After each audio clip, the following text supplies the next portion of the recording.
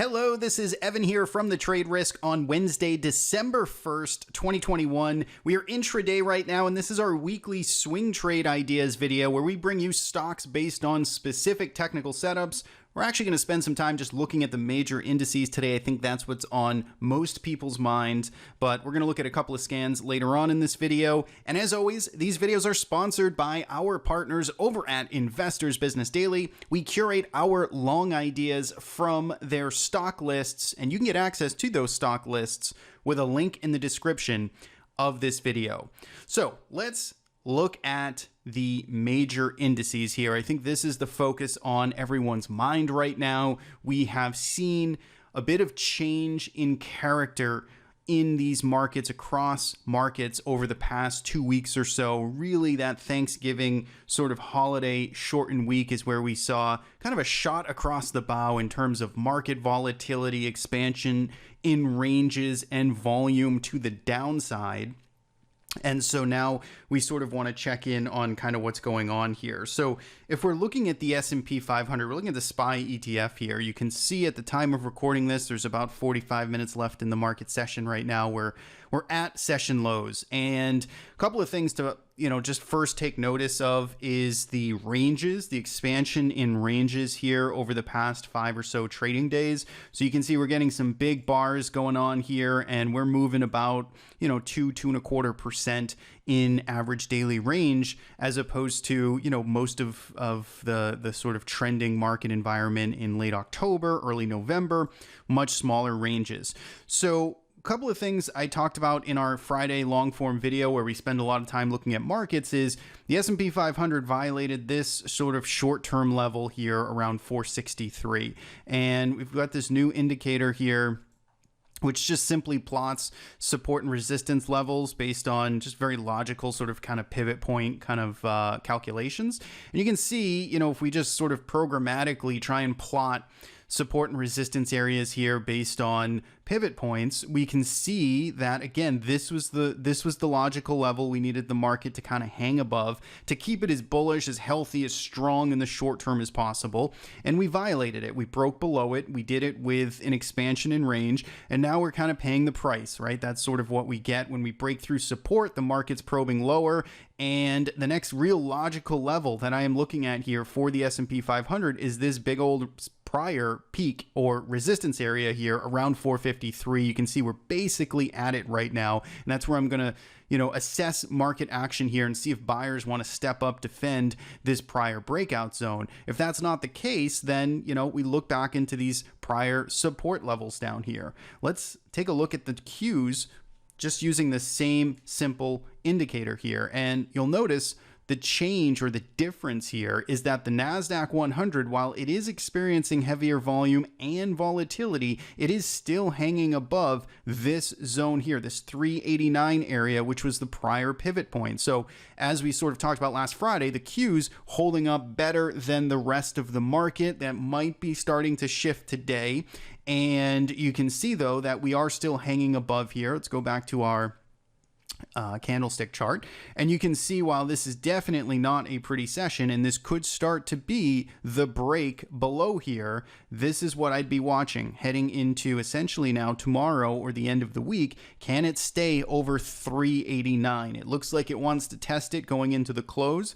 It looks like it's probably going to close pretty weak. And so what happens tomorrow is, do we get acceptance below here, or does this market, kind of just wash us out? Maybe there's a big candle down, we trade down to 370s tomorrow, and then it reverses, hammers, and closes above, right? These are the clues of price volume and price action context that we're going to be looking for. So Qs here looking kind of ugly as it goes into the close. And then last but not least, the Russell 2000 here. So this is the heartbreaker because this is the one that tried to break out, look good, look like a leader going into the beginning of November. And of course, we know what happened here. It kind of just slowly rolled over and then all at once gave back all of these gains and have fallen back to the bottom end of this range. So when we look here at the Russell 2000, again, let's go to our simple kind of indicator here that's plotting support and resistance levels. I mean, take a look at this zone in here. The IWM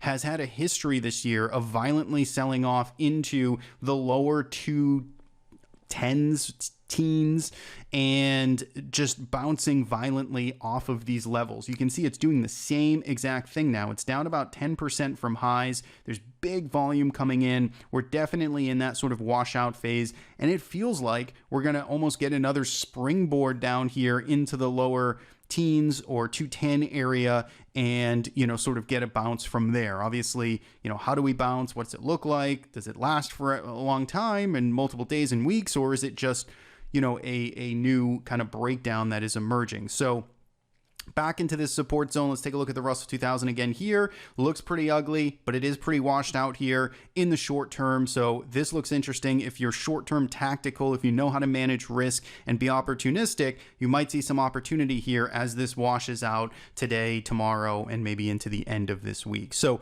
that's really the look at the major markets. We've got lots of kind of cross currents, repricing, and indecision going on. We know the VIX has been up 50-60% over the past couple of days. So there's lots of fear out there. Let's pay attention to, again, the Qs, exactly where it is, the SPY as it potentially gets and retests this prior breakout zone, and the Russell, all of this essentially now coming back into short-term support or medium-term support. So these markets are, you know, kind of stretching right now, and you know, depending on your time frame strategy, that may or may not be interesting to you. So that's the read on the market. I figure most people wanted to hear that. I wanted to touch on just a couple of, in fact, bullish names that are actually moving higher today, or at least they were about 30 minutes ago. Let's see what they look like right now. So AMBA, this one was kind of the bigger story here in the semiconductor space. You can see breaking out to new highs. Obviously, quite a rejection here from the highs of the session. It's down about 10% from the high of the day,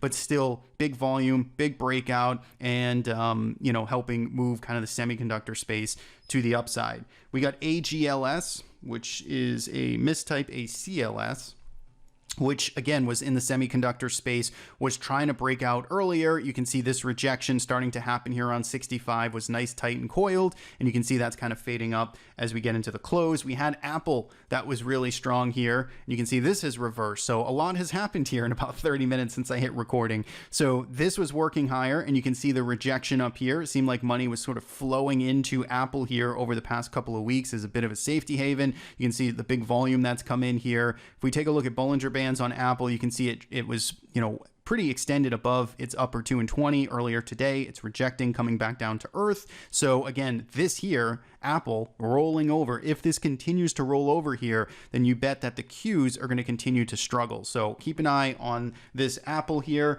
If we look at AOSL, this again was in the semiconductor space. You can see the theme here today that was working, and this was breaking out, starting to reject here as well. Big volume coming in. Last but not least, we got Trex, not semiconductors, was trying to break out. This is basic materials. Again, you can see it's been on a very, very strong run here. Big move throughout, you know, early November. Didn't give anything back with the market, just totally traded sideways, and then starting to get going more today and kind of hanging in there. So this one seems like it's getting some hidden or, you know, behind the scenes sort of money flow into it still in TREX. So those were a couple of names that were hitting our TC2000 scans, our breakout, or heavy volume. That was the 52-week highs on volume scan, and I think that was our fresh breakout scan. We just highlighted a couple of names from both of those TC2000 scans if you're looking to check those out on our website. So that's it. I think that's the majority of what I wanted to talk about today. A little bit on the markets and a little bit on some individual stocks. Again,